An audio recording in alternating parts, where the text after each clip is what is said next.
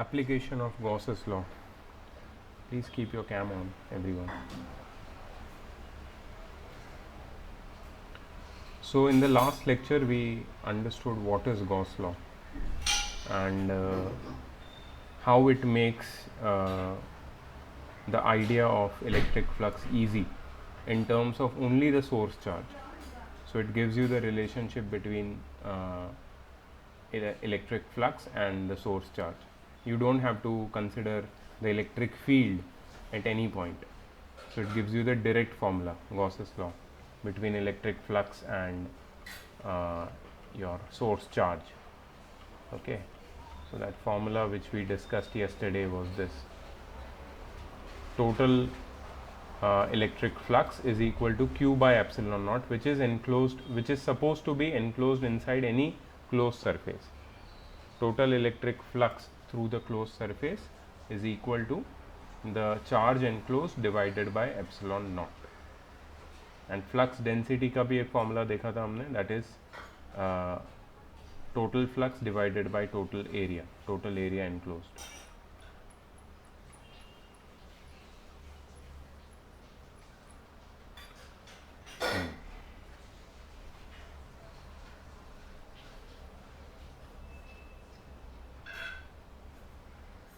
Now these are the applications of Gauss law. सबसे first application है charge given to a conducting object comes to its outer surface. Conducting surface या तो solid है या तो hollow, doesn't matter. जो भी charge तुम उसको देते हो वो उसके outer surface पे आ जाता है. Means conducting surfaces या conducting bodies में volume charge density होता ही नहीं है, सिर्फ linear charge density होता है और surface charge density होता है. There is no volume charge density in conducting objects. Metals में जैसे ही तुम चार्ज देते हो मेटल को, मेटल की पूरी बॉडी को तुम चार्ज दे रहे हो, सॉलिड मेटल है, लेकिन वो चार्ज मेटल के अंदर नहीं रह सकता, वो सीधा सीधा मेटल की सरफेस पे आ जाता है. ठीक है. सो एक तो देखो इसका रीज़न यहाँ पे लिखा है वो लोग ने कि if electric flux is zero for any 3 dimensional closed surface, then enclosed charge within the surface must be zero, and this is the reason why any charge given to a conductor comes to its outer surface only. क्योंकि अंदर कोई electric field होता ही नहीं है. ये हमने पहले भी डिस्कस किया था. मेटल के अंदर इलेक्ट्रिक फील्ड जीरो होता है क्योंकि कंप्लीट पोलराइजेशन ऑफ चार्ज हो जाता है. इसके लिए मेटल के अंदर इलेक्ट्रिक फील्ड नहीं होता. अगर इलेक्ट्रिक फील्ड नहीं है तो इलेक्ट्रिक फ्लक्स नहीं है, और इलेक्ट्रिक फ्लक्स नहीं है मतलब कोई भी चार्ज नहीं है. कोई भी चार्ज नहीं है तो चार्ज गया कहाँ पे? चार्ज है, जो चार्ज हमने दिया है वो सिर्फ सरफेस के ऊपर. ठीक है. सो मेटल ऑब्जेक्ट के लिए, मेटल ऑब्जेक्ट के अंदर इलेक्ट्रिक फील्ड जीरो होता है. सो गॉसियन सरफेस अगर मेटल ऑब्जेक्ट के अंदर कंसिडर करोगे, सो गॉसियन सरफेस में से कोई भी इलेक्ट्रिक फ्लक्स पास नहीं होता. So volume charge distribution is not possible for conducting objects or for metal. It is possible only in a non-conducting material. ठीक है. सो ये एक मेटल बहुत ही पिक्यूलियर वे में बिहेव करता है, सारा का सारा चार्ज अपनी सरफेस पे रखता है, उसके अंदर चार्ज एग्जिस्ट कर ही नहीं सकता. ये पहला एप्लीकेशन है गॉसेस लॉ का जो हम गॉसियन सरफेस के हेल्प से समझते हैं. Second, we can find the electric field due to a point charge and or due to a extended charged body, which we have studied earlier with the help of uniform charge distribution. जो हमने पहले पढ़ा था, electric field due to uniformly the body on which the charge is distributed uniformly, और continuous charge distribution. वो electric field हम लोग Gauss law से easily निकाल सकते हैं, easily derive कर सकते हैं. So we are going to see that how that is possible over here. सबसे पहले हमने कंटिन्यूस चार्ज डिस्ट्रीब्यूशन नहीं लेकिन एक पॉइंट चार्ज से शुरुआत की. So let us apply Gauss's law on a point charge. Gauss law apply करने के लिए हमें इलेक्ट्रिक फ्लक्स ढूंढना पड़ेगा, और इलेक्ट्रिक फ्लक्स ढूंढने के लिए हमें EDS, close integral of EDS formula apply कर सकते हैं. तो हमने यहाँ पे एक पॉजिटिव पॉइंट चार्ज लिया है, और पॉजिटिव पॉइंट चार्ज से एट अ डिस्टेंस r पे कितना इलेक्ट्रिक फील्ड है वो मुझे ढूंढना है। तो मैं क्या करता हूँ, ये पॉजिटिव पॉइंट चार्ज के अराउंड एक स्फीयर बना देता हूँ। ये स्फीयर की रेडियस r है, मतलब ये स्फीयर के सरफेस पे कहीं भी तुम इलेक्ट्रिक फील्ड ढूंढो that will be considered at a distance r from point charge. ठीक है, सो सबसे पहले मैंने एक स्फीयर हाइपोथेटिकल या इमेजिनरी स्फीयर इमेजिन किया, किसके अराउंड, पॉइंट चार्ज के अराउंड। ठीक है, अब ये जो स्फीयर है ये तुम्हारी गॉसियन सरफेस की तरह एक्ट करेगा। Now I know that electric flux due to this point charge on this Gaussian surface is equal to close integral of E D S. ठीक है, अब यहाँ पे ई डॉट डी एस है और मुझे पता है कि ये जो गॉसियन सरफेस है विच इज स्फीयर, उसका जो एरिया वेक्टर है वो हमेशा इलेक्ट्रिक फील्ड का डायरेक्शन से पैरेलल होगा। मतलब the angle between area vector and electric field at any point on the sphere due to the point charge placed at its centre will be equal to 0 degree. मतलब cos 0 आएगा यहाँ पे, ई D S को जब solve करेंगे तो cos 0 तो 1 होता है। अब इलेक्ट्रिक फील्ड सारे स्फीयर पे कांस्टेंट है, क्योंकि स्फीयर का जो लोकेशन है स्फीयर के सरफेस का सेंटर से वो हमेशा कांस्टेंट रहता है which is equal to the radius. So electric field तो कांस्टेंट है, वो इंटीग्रल के बाहर निकल जाएगा। इलेक्ट्रिक फील्ड जब इंटीग्रेशन के बाहर निकल के अंदर बचेगा close integral of D S. Close integral of D S is integration of that small surface area on the surface of sphere which is equal to pi R square. Integration of small surface area of the surface of sphere is equal to total surface area of sphere which is equal to 4 pi r square. So E into 4 pi r square is equal to the flux. E into 4 pi r square is equal to the flux. Now what is flux? We know that flux from Gauss's law. Okay, अगर Gauss law नहीं होता तो flux का ये formula हमें मिलता ही नहीं। Flux का एक फॉर्मूला हमें पता था ई D S, integration of E D S, लेकिन गॉस लॉ ने हमें फ्लक्स का दूसरा फॉर्मूला दिया that is charge enclosed upon epsilon not. Charge enclosed upon epsilon naught. तो हम ये दोनों को इक्वेट कर सकते हैं।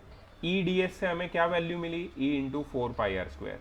गॉस लॉ से हमें क्या मिली, फाई की value, charge enclosed upon epsilon naught. ये दोनों को इक्वेट कर दिया।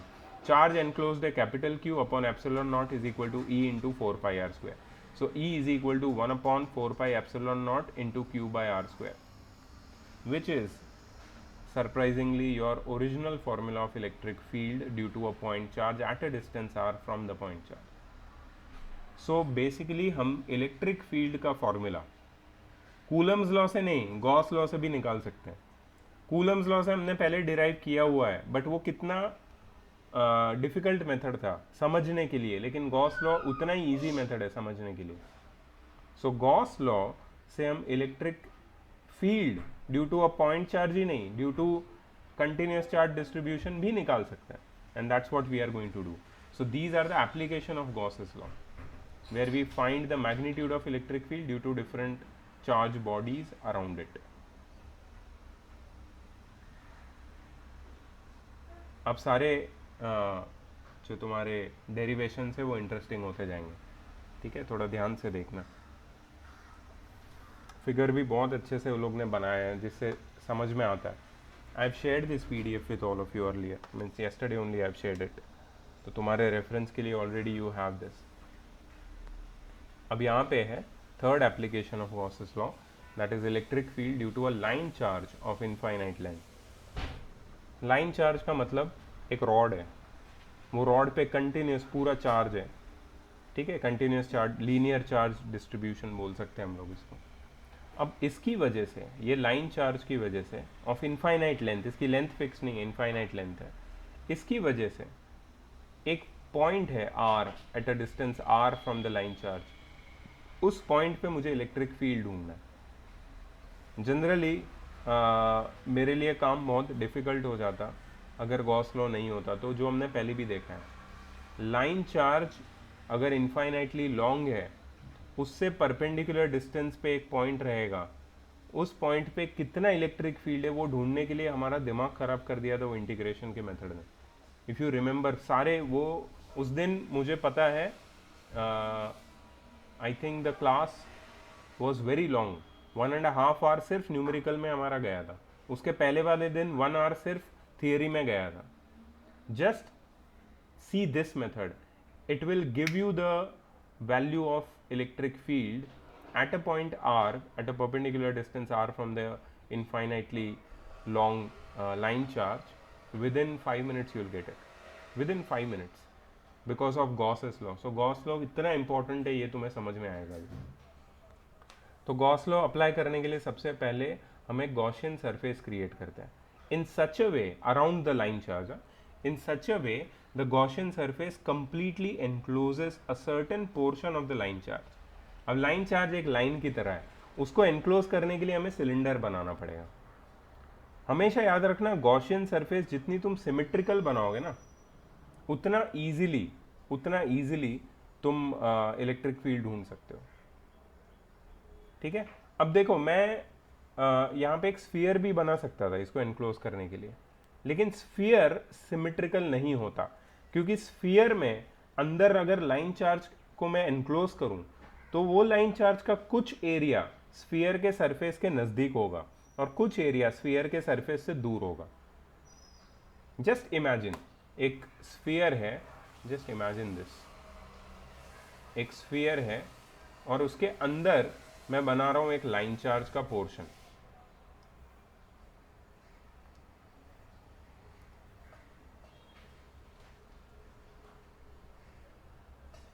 ठीक है, ये लाइन चार्ज का पोर्शन स्फीयर के अंदर है.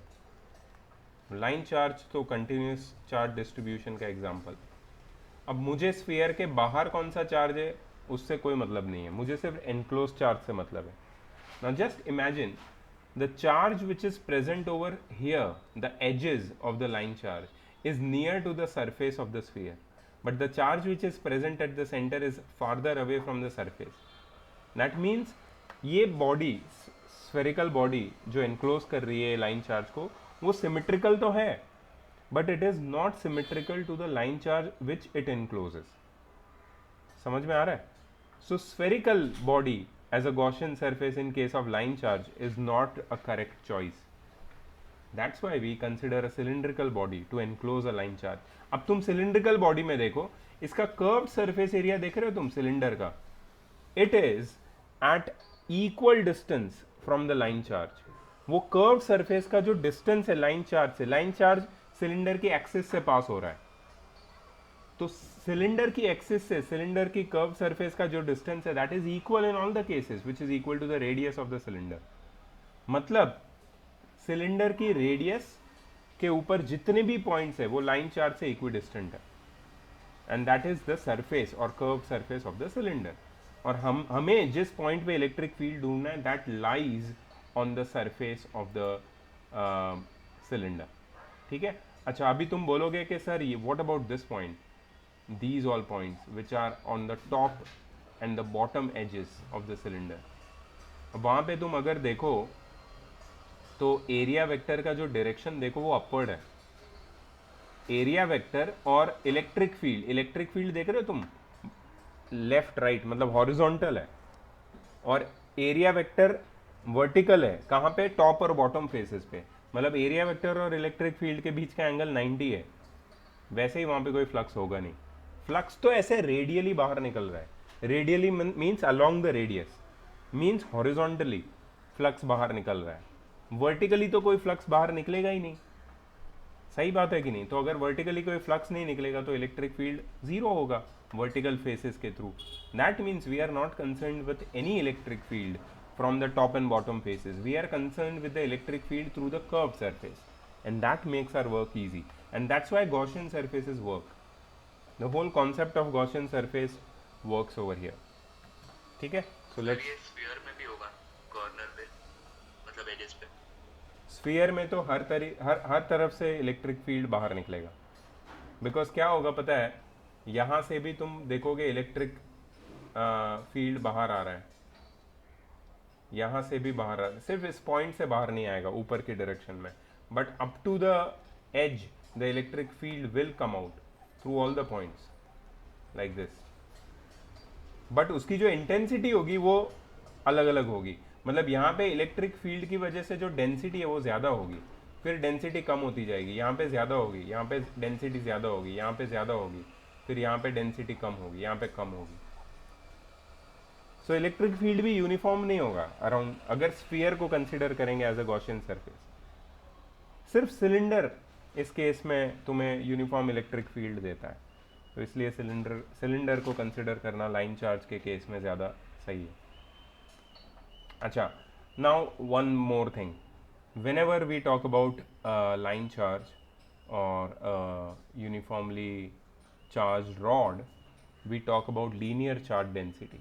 So linear charge density is lambda, and what is lambda equal to? Lambda is total charge on the rod upon the length, upon the total length, charge per unit length, charge per unit length है lambda, इसका use होगा यहाँ पे, ठीक है।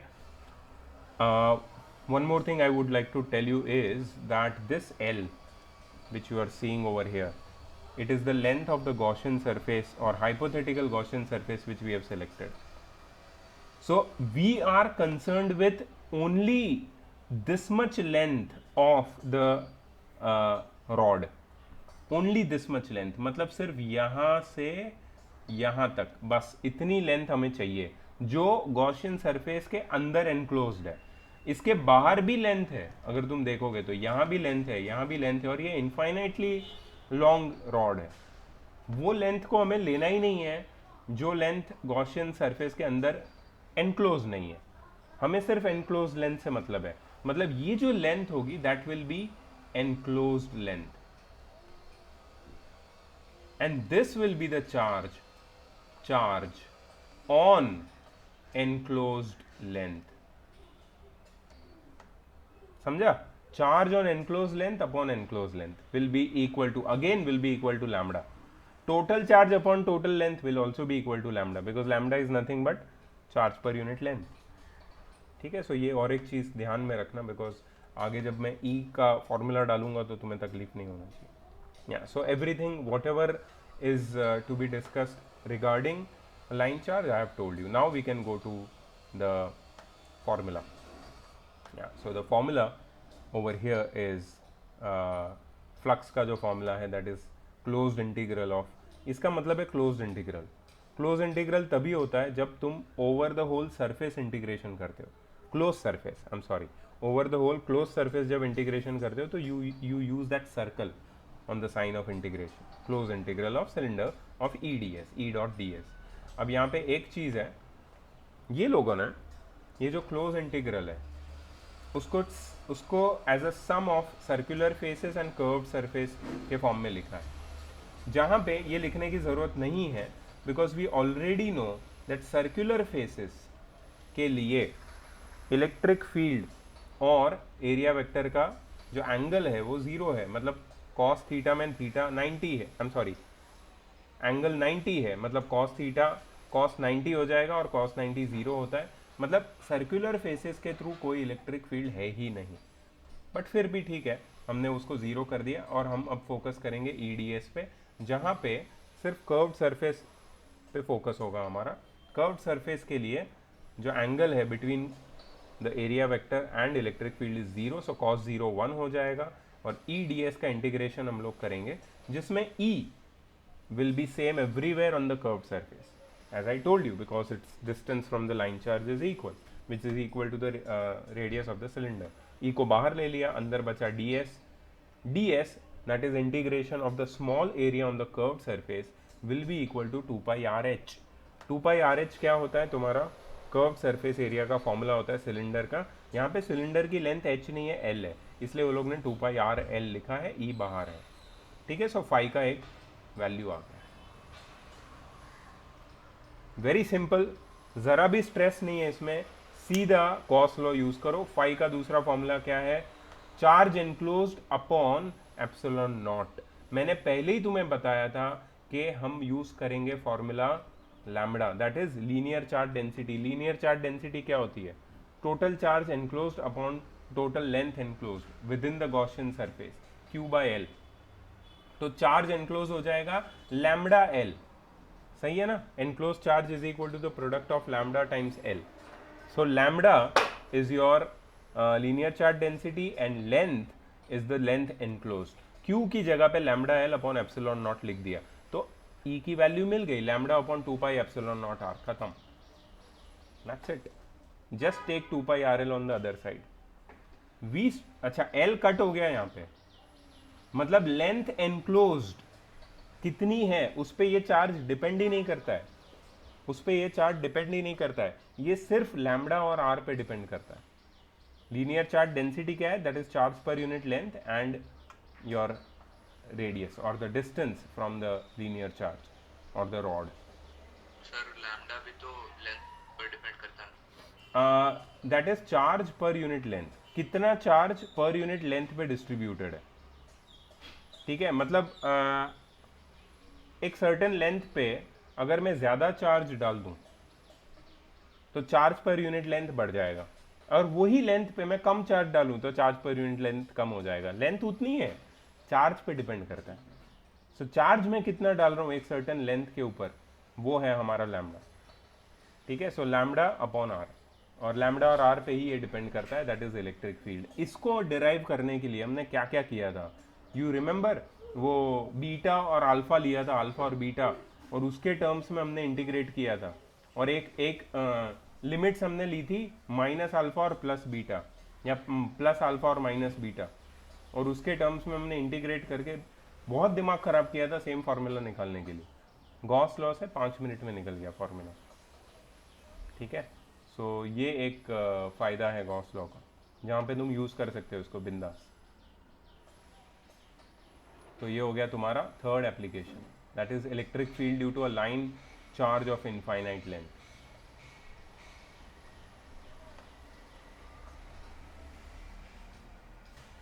Okay,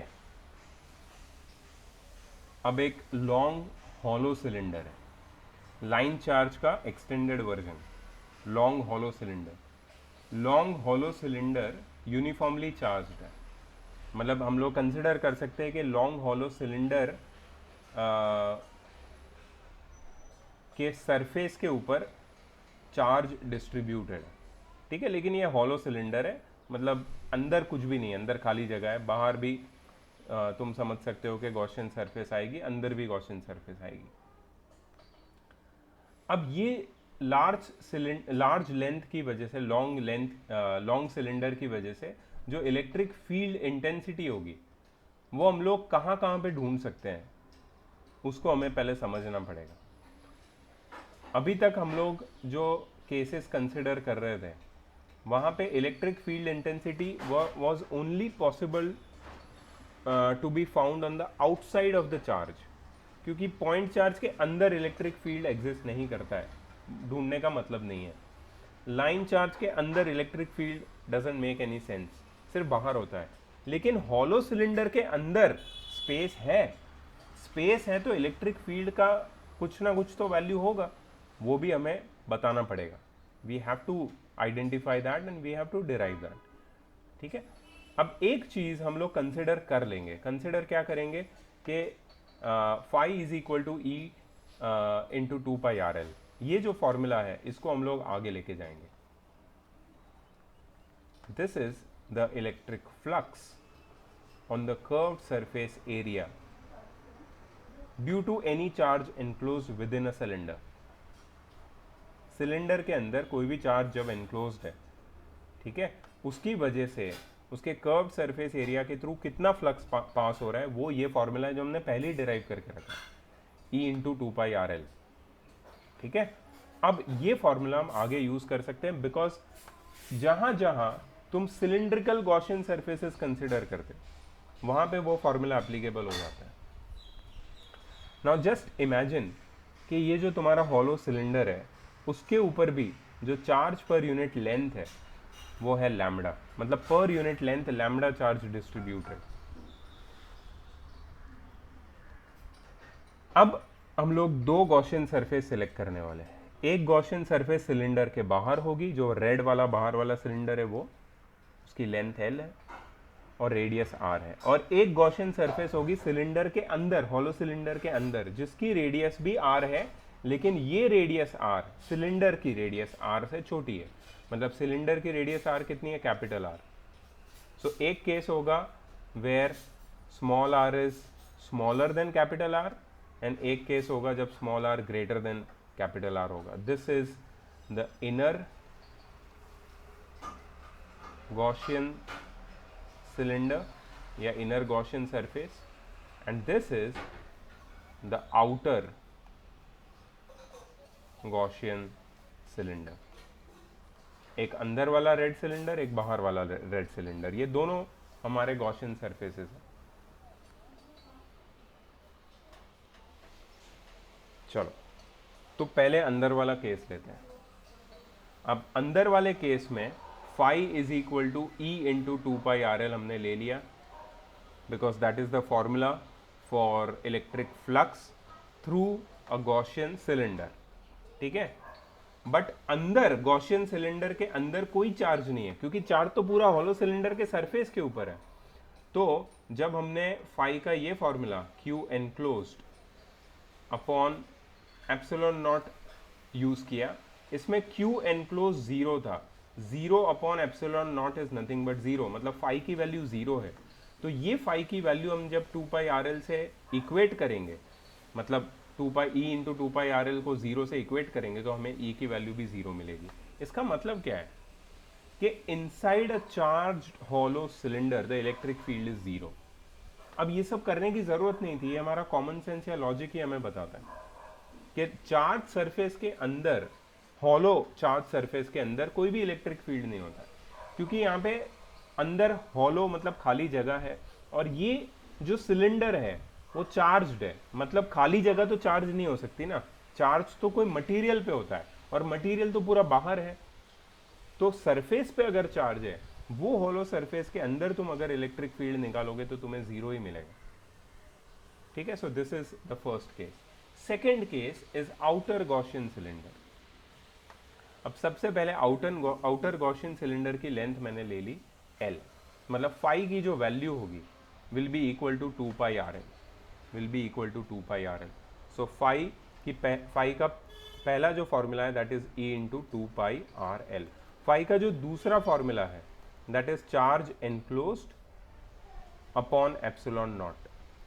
अब charge enclosed क्या है, मैंने तुम्हें पहले ही बताया था, lambda is equal to Q by L. Q is charge enclosed and L is length enclosed. तो Q की वैल्यू कितनी हो जाएगी, लैम्बडा टाइम्स L, मतलब ये हो जाएगा lambda times L upon epsilon not.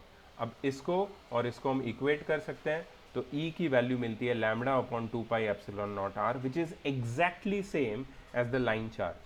हमें याद रखो E की वैल्यू जो आई थी इलेक्ट्रिक फील्ड की लाइन चार्ज में, वो यही आई थी. मतलब चाहे तुम्हारे पास लाइन चार्ज हो या तुम्हारे पास हॉलो चार्ज्ड सिलेंडर हो, वो दोनों की वजह से जो इलेक्ट्रिक फील्ड होगा at a distance r from the centre और सेंटर ऑफ द सिलेंडर और from the line charge will be the same, that is lambda by two pi epsilon naught r, exactly same. ठीक है, so basically hollow cylinder और line charge ये दोनों same तरीके से behave करते हैं. हॉलो सिलेंडर के अंदर चार्ज नहीं होता, लाइन चार्ज के अंदर कुछ नहीं होता, लाइन चार्ज के अंदर कुछ पॉसिबल ही नहीं है होना.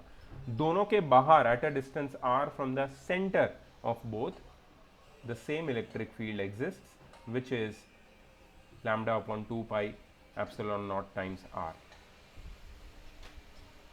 एक ग्राफ होता है यहाँ पे, ये ग्राफ के ऊपर भी क्वेश्चन आता है काफी. This graph is E versus R, electric field versus the distance from the centre of the hollow cylinder. तुम देखोगे तो इस पोर्शन में कोई चार्ज है ही नहीं, कोई इलेक्ट्रिक फील्ड है ही नहीं इस पोर्शन में. और ये पोर्शन क्या है, this is the distance from the centre up to the surface of hollow cylinder. Centre से सरफेस तक कोई इलेक्ट्रिक फील्ड नहीं है. अचानक एक इलेक्ट्रिक फील्ड बनता है which is equal to lambda upon two pi epsilon naught times r, where r is the radius of the hollow cylinder. अचानक एक इलेक्ट्रिक फील्ड बनता है जो मैक्सिमम होता है at the surface of the hollow cylinder. अब जैसे ही तुम सरफेस से दूर जाओगे, ये इलेक्ट्रिक फील्ड की वैल्यू धीरे धीरे धीरे डिप होगी और कम होते होते इनफाइनाइटेसिमली स्मॉल की तरफ बढ़ेगी आगे. जितना दूर जाओगे उतना इलेक्ट्रिक फील्ड वीक होता जाएगा, which makes sense. So this is a very important graph.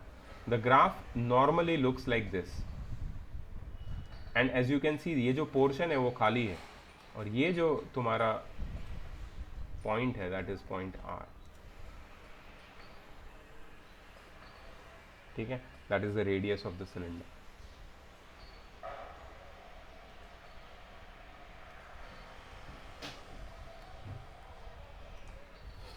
So this is your graph of E versus R in case of your hollow charge cylinder.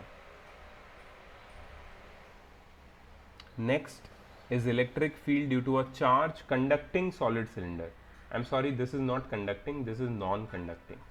ये गलती है उनकी. Non-conducting, non-conducting मतलब non-metallic. But यहाँ पे cylinder hollow नहीं है, यहाँ पे सिलेंडर सॉलिड है. Can anyone tell me that if I have a charge non conducting solid cylinder, this is not hollow, this is solid, क्या उसके अंदर इलेक्ट्रिक फील्ड एग्जिस्ट करता है? If I have a charge non conducting solid cylinder, क्या उसके अंदर, मतलब ये सिलेंडर है, ये सिलेंडर के अंदर कोई इलेक्ट्रिक फील्ड होता है या नहीं होता? उसके मटेरियल के अंदर, सपोज यहाँ पे एक पॉइंट है, this is solid, okay,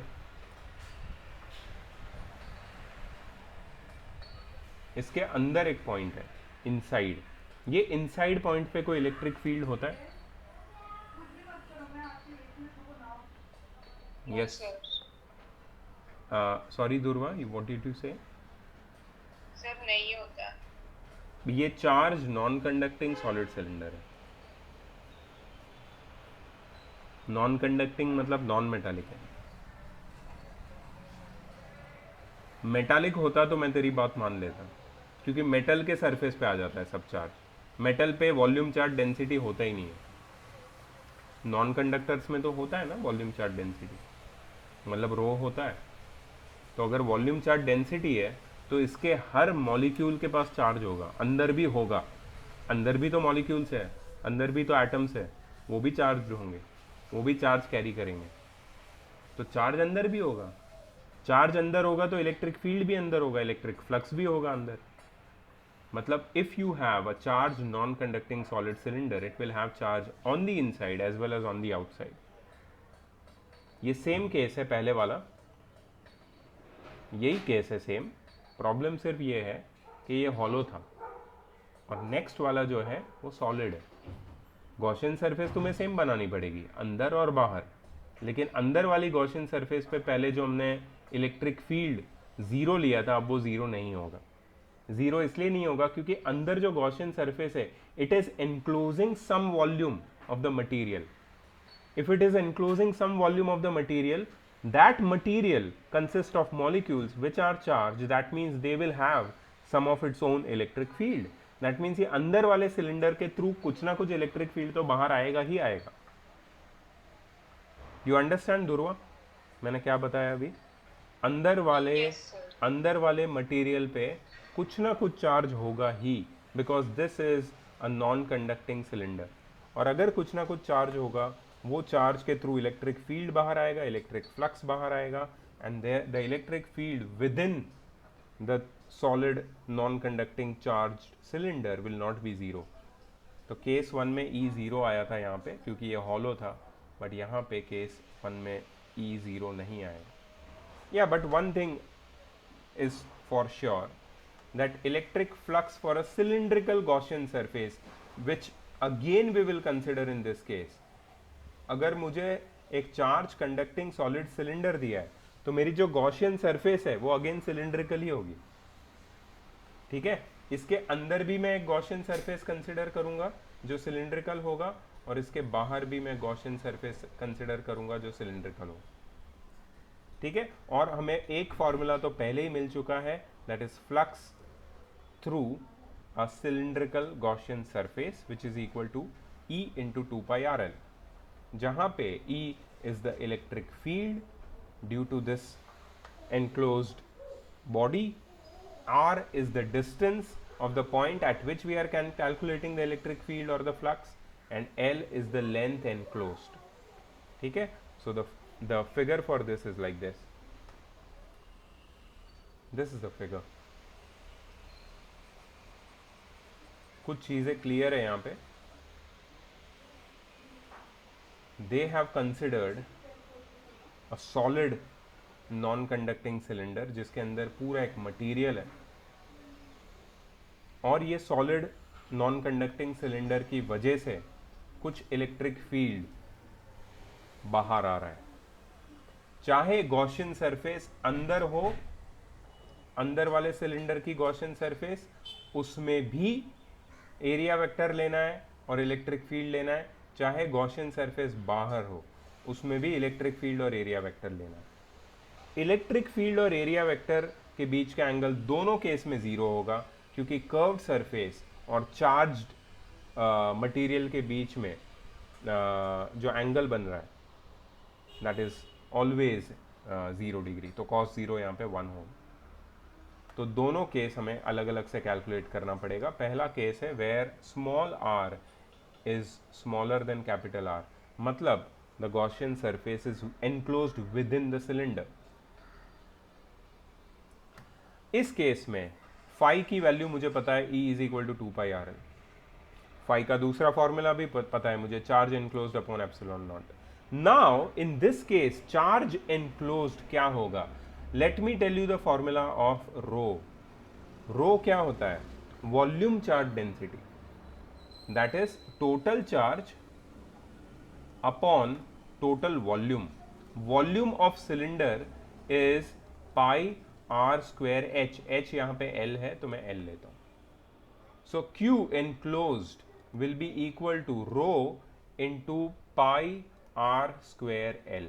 row into pi R square L, rho into pi R square L, that is the charge enclosed upon epsilon not.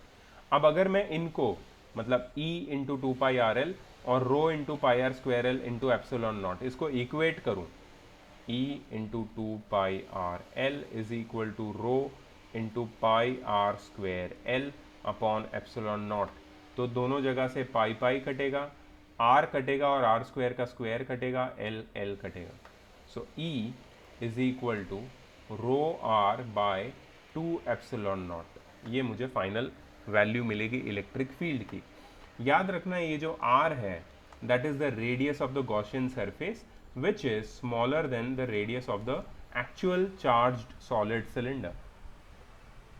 ठीक है, so this is the case of electric field in the first instance, that is where the Gaussian surface is within the solid cylinder.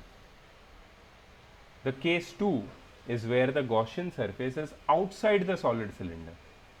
That means small r, or the distance of the point at which we are finding electric field, is greater than the radius of the solid cylinder.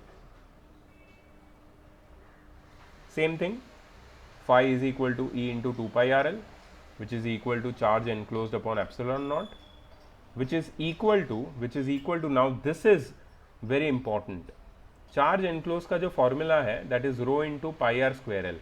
इसमें R देखो वो लोग ने क्या लिया है, capital R लिया है। कैपिटल आर क्या है? वो जो सॉलिड सिलेंडर है ना उसकी रेडियस, क्योंकि अब जो तुम्हारा गॉसियन सरफेस है वो जिस सिलेंडर को एनक्लोज कर रहा है वो खुद एक चार्ज सिलेंडर, मतलब उसके अंदर जो मटेरियल है that is only this much, you see, only from here to here, only up to hair.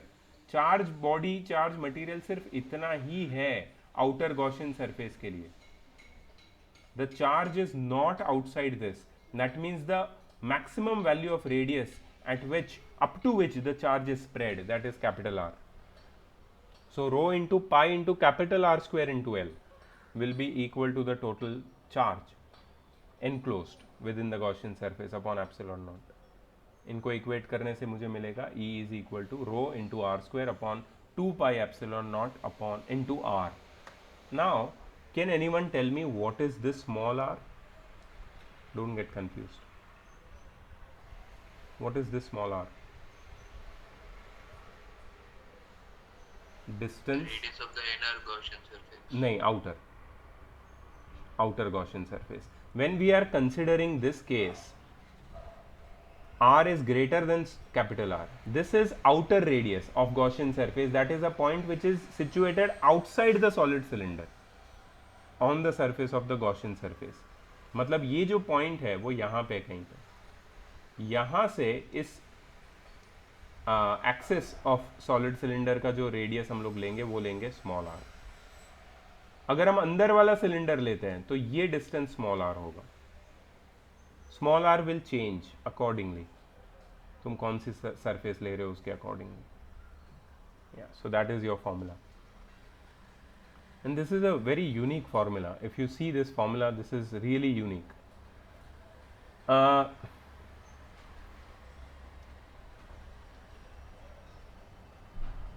See this formula. इसको देख के मुझे बताओ कि what will be the electric field at the axis of the solid cylinder. What will be the electric field at the axis? Rishi, axis पे electric field कितना होगा solid charge cylinder की एक्सिस पे? मुझे बताओ, ये जो फॉर्मूला है इसमें स्मॉल आर का मीनिंग क्या है? नहीं सुनाई दे रहा, नहीं सुनाई दे रहा.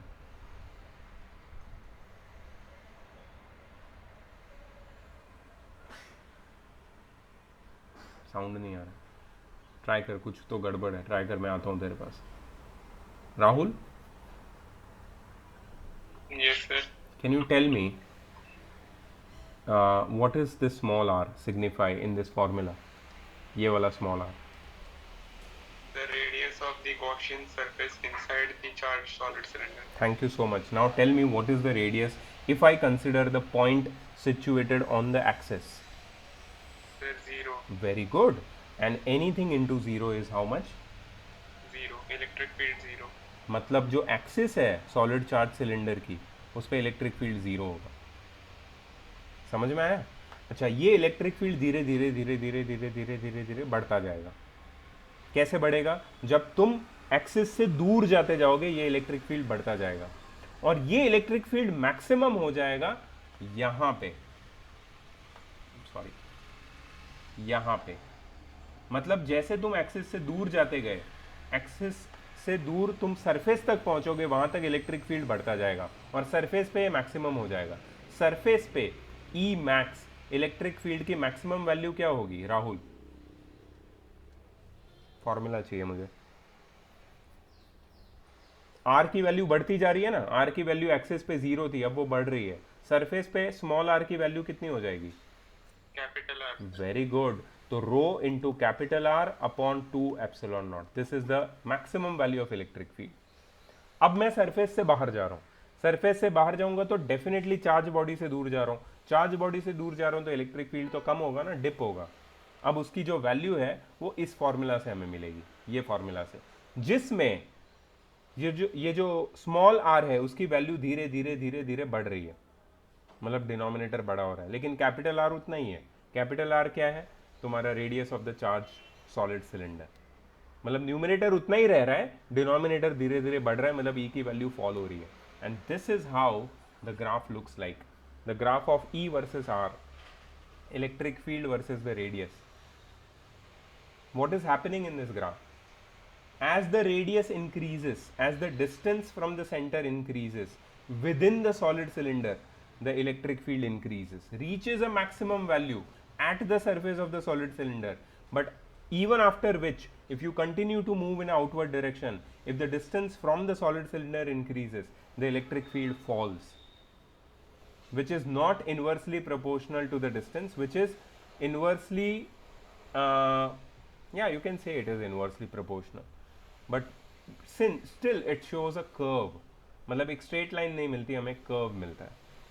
मतलब सिलेंडर के अंदर सिलेंडर की एक्सिस पे इलेक्ट्रिक फील्ड 0, एक्सिस से दूर जाओगे इलेक्ट्रिक फील्ड बढ़ता जाएगा, सरफेस पे इलेक्ट्रिक फील्ड मैक्सिमम, सरफेस से बाहर जाओगे इलेक्ट्रिक फील्ड कम होता जाएगा. This is how the graph looks like, and this is for solid cylinder. How do you compare this graph with the graph of the hollow cylinder? There was no electric field inside the hollow cylinder, वहां पे कोई line ही नहीं थी। मतलब hollow cylinder पे graph ऐसा था और सॉलिड सिलेंडर में ग्राफ ऐसा है, ये दोनों में फर्क है। You see that, that's a very interesting thing to note. Cool. तुम्हें कुछ भी याद है स्कूल की टीचर ने ऐसा कुछ बताया था क्या? हो गया ना सबकी स्कूल में। ठीक है ठीक है। ऋषि तुम्हारी स्कूल में अभी तक ये हुआ नहीं है, राइट? इसको याद रखना, ये सवाल पूछना स्कूल टीचर को कि मैम वो ग्राफ में क्या डिफरेंस है दोनों के, सॉलिड और हॉलो के। उनको मत जाने दो आगे, मैं बता रहा हूँ, उनको थोड़ा परेशान करो, क्योंकि वो लोग आगे भागेंगे ना तो एग्ज़ाम आएगी जल्दी, वो लोग स्लो हो जाएंगे तो एग्ज़ाम भी लेट आएगी, हमको ज़्यादा टाइम मिलेगा प्रिपेयर करने के लिए। So you can give them some tough time by asking some real question, और फिर उसको रिकॉर्ड कर लेना, और वाइट हेड जूनियर के वीडियो बनाता है ना वो, वैसे वीडियो तुम भी डाल सकते हो। Scam, DAV is a scam, बाल भारती इज अ स्कैम। यार मैं ये यूट्यूब पे डाल दूंगा ना तो मैं, मेरा स्कैम निकलेगा बाद में। चलो कोई बात नहीं, अपने पास ग्रेटा थनबर्ग है बचाने के लिए, अपने टीम में ग्रेटा है। ठीक है। ओके नेक्स्ट, खत्म ही नहीं हो रहा है, और भी है आगे। हॉलो स्फीयर, सॉलिड स्फीयर, और infinitely thin infinite sheet of charge, और उसके बाद है लार्ज कंडक्टिंग चार्ज सरफेसेस। ये तुम्हारा बिगिनिंग ऑफ कैपेसिटर है, two metal plates facing each other. ये सब एप्लीकेशन है गॉस लॉ के, मतलब गॉस लॉ ने पूरा लाइफ इजी बना दिया। गॉस लॉ आने के बाद साइंटिस्ट पागल हो गए, एक से एक एप्लीकेशन निकाल रहे हैं।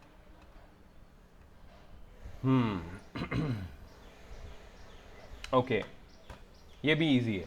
सिलेंडर समझा तुम्हें तो ये भी समझेगा, कुछ भी इसमें डिफिकल्ट नहीं है। This is piece of cake now. Electric field due to a uniformly charged hollow sphere. So we have a uniformly charged hollow sphere, जिसके वजह से हमें इलेक्ट्रिक फील्ड ढूंढना है। बहुत सिंपल है, सिलेंडर को याद करके करना है अपने को। दो गॉसियन सरफेस करनी है, हॉलो सिलेंडर है याद रखना। और ये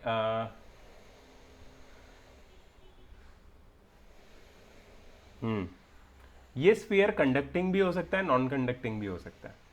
मतलब ये मेटालिक स्फीयर हो या नॉन मेटालिक हो, अगर हॉलो है तो उनका इलेक्ट्रिक फील्ड सिमिलर होगा। ठीक है, दो गॉसियन सरफेस लिए मैंने, एक गॉसियन सरफेस है हॉलो सिलेंडर के अंदर और दूसरी गॉसियन सरफेस है हॉलो सिलेंडर के बाहर। अब तुम बिना आगे पढ़े बता सकते हो कि अंदर वाली गॉसियन सरफेस पे इलेक्ट्रिक फील्ड कितना होगा? कौन बताएगा सबसे पहले? ये हॉलो सिलेंडर है याद रखना, जीरो एग्जैक्टली, क्योंकि अंदर कोई मटेरियल ही नहीं है। मटेरियल नहीं है तो मटेरियल पे चार्ज नहीं है, चार्ज नहीं है तो इलेक्ट्रिक फील्ड नहीं है, इलेक्ट्रिक फील्ड नहीं है तो फ्लक्स भी नहीं है। ठीक है, सो electric field is zero with in a Gaussian surface which is enclose with in a hollow cylinder. अब आती है बारी सरफेस पे, तो सरफेस पे मैक्सिमम होगा इलेक्ट्रिक फील्ड, ये भी हमने देखा था। और सरफेस से जैसे ही दूर जाओगे तुम, इलेक्ट्रिक फील्ड कम हो जाएगा। तो सरफेस पे कितना इलेक्ट्रिक फील्ड है पहले वो निकाल लेते हैं। तो फ्लक्स का एक फॉर्मूला है यहाँ पे EDS, जिससे हमें फ्लक्स की वैल्यू मिलती है E इंटू 4πr²। ठीक है, सो फ्लक्स का और एक फॉर्मूला है, that is charge enclosed upon epsilon not. ठीक है, यहाँ पे जो चार्ज एनक्लोज्ड होगा that will be the total charge, right? So that will B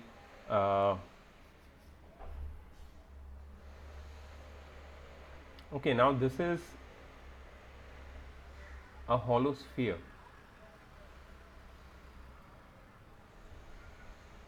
Yeah, okay, so we can consider total charge. एक एरिया कंसीडर कर सकते एरिया भी कंसिडर करेंगे हम लोग, लेकिन एक चीज़ मैं बताता हूँ इसमें। जब भी हमारे पास हॉलो सिलेंडर होता है उसके ऊपर जो इलेक्ट्रिक फील्ड होता है, it behaves hollow charge cylinder, okay, उसके सरफेस के ऊपर जो इलेक्ट्रिक फील्ड है, it behaves in such a way that all the charges situated at the centre of the hollow cylinder.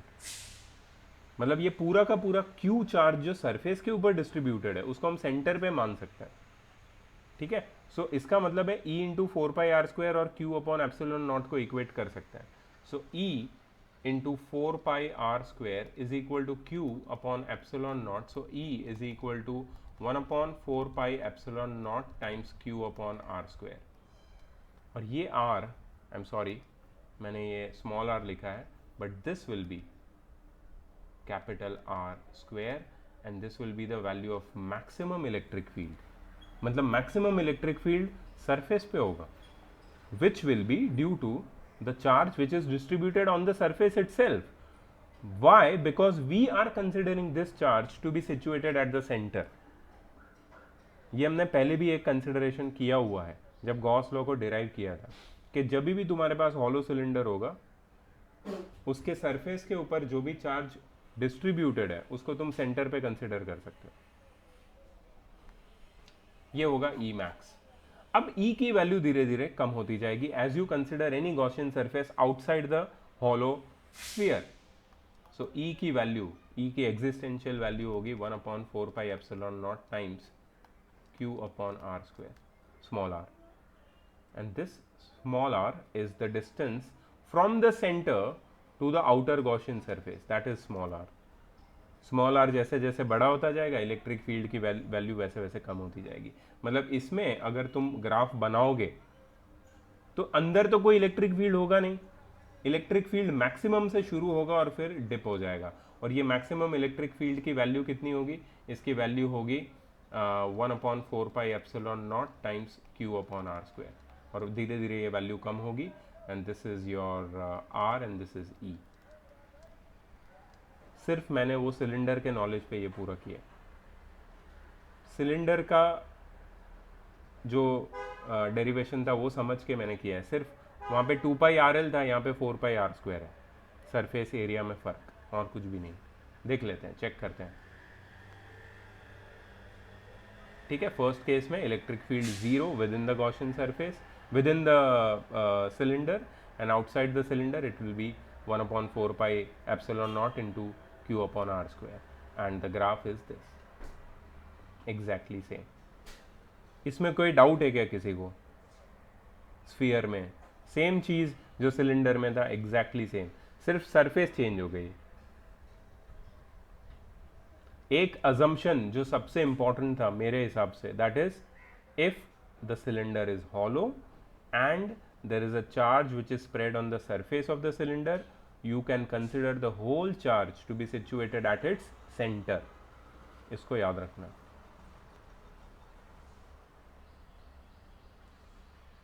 Okay, अब हमारे पास आ गया है सॉलिड स्फीयर। इसका मतलब है इसके अंदर भी गॉसियन सरफेस होगी और उसके ऊपर भी चार्ज होगा। Solid sphere made up of non conducting material. Conducting होता तो भी हम उसकी सरफेस पे ही चार्ज लेते हैं, क्योंकि कंडक्टिंग मटेरियल के अंदर कोई चार्ज एग्जिस्ट नहीं कर सकता, वो सीधा सरफेस पे आ जाता है। दो गॉसियन सरफेस, अंदर और बाहर। यहां पे since it is a solid cylinder, तो we cannot consider your surface charge density, we have to consider volume charge density, और volume charge density will be total charge enclosed upon total volume, that is 4/3πr³। 4/3πr³।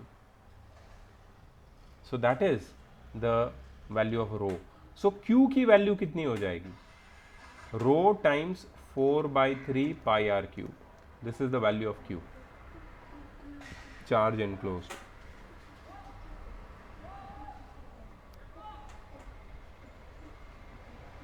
ये Q की value हमको डालनी पड़ेगी। First case, when you are considering the Gaussian surface with in the solid sphere, तो Q की value हो जाएगी rho times 4/3πr³। Phi की वैल्यू हो जाएगी E इंटू 4πr² जो हमने पहले ही कंसिडर की थी, इसमें जो r है, याद रखना, इसमें जो r है that is the distance from inner Gaussian surface from the centre of the solid sphere, that is small r, that is the inner radius. Okay, inner radius of the inner Gaussian surface. अब इसमें जो electric field है वो zero नहीं है, because there is some part, some portion enclosed with in the Gaussian surface. इसको अगर equate करके सिंप्लीफाई करेंगे हमें मिलेगा rho R upon 3 epsilon naught. ये है electric field with in the solid non conducting charge sphere. But what will happen on the surface? On the surface again you get the same formula, 1 upon 4 pi epsilon naught into q upon r square, because the solid cylinder की surface के ऊपर जो भी charge है, उसके volume के ऊपर जो भी चार्ज है, that will again act as a total charge on its situated at its center. So maximum charge surface पे ही होगा, बट सरफेस के बाहर जाओगे, बाहर वाली गॉसियन सरफेस पे चार्ज फिर से कम हो जाएगा.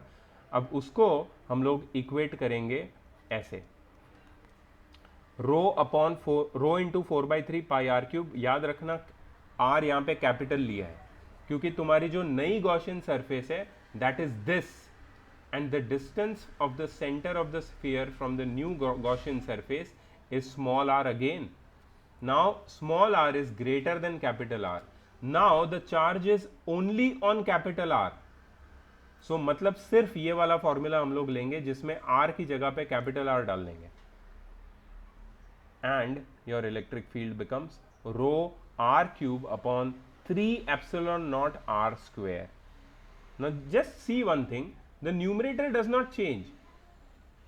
तुम्हारा वॉल्यूम चार्ज डेंसिटी उतना ही रहेगा, radius of the solid charge non conducting sphere उतना ही रहेगा. What will keep on changing if you move away from the sphere, small r? Small r will keep on increasing. That means your denominator will keep on increasing. That means the electric field will keep on dipping as you go away from the solid sphere. ठीक है? So this is your electric field.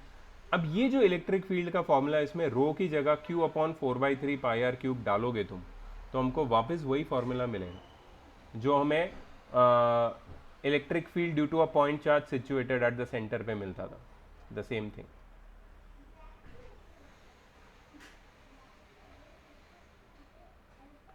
मेरे हिसाब से आज इतना ही काफ़ी है, because अगर मैं ज़्यादा डेरिवेशन करा दूंगा तो आगे की चीज़ें क्लियर नहीं होगी.